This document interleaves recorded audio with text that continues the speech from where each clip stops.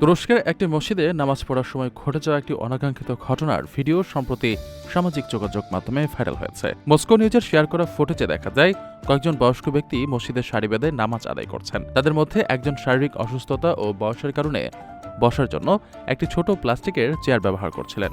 তিনি যখন নামাজ আদায় শুরু করেন ঠিক তখনই তার ছোট নাতি পেছন থেকে এসে নীরবে চেয়ারটি সরিয়ে নিয়ে যায়।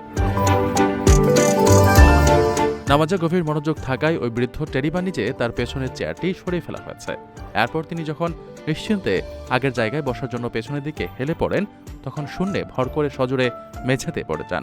শিশুটি এমন অবুঝ কাণ্ড এবং বৃদ্ধের হঠাৎ পড়ে যাওয়ার এই দৃশ্যটি ইন্টারনেটে ছড়িয়ে পড়ার পর ব্যবহারকারীদের মাঝে ব্যাপক হাস্যরসের জন্ম দিয়েছে।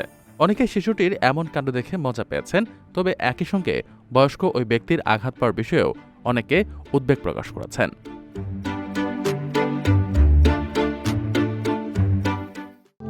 প্রবাসীদের জন্য নির্মাণ হচ্ছে দেশের প্রথম স্মার্ট সিটি, যেখানে থাকছে স্কুল, মসজিদ, হাসপাতাল, সুইমিং পুল, হেলিপ্যাড, পাঠাগার, জিম, সুপারমার্কেট, শিশু পার্ক সহ সকল নাগরিক সুবিধা। মাত্র ৩০ লাখ টাকা বিনিয়োগে মিলছে আকর্ষণীয় ফ্ল্যাট।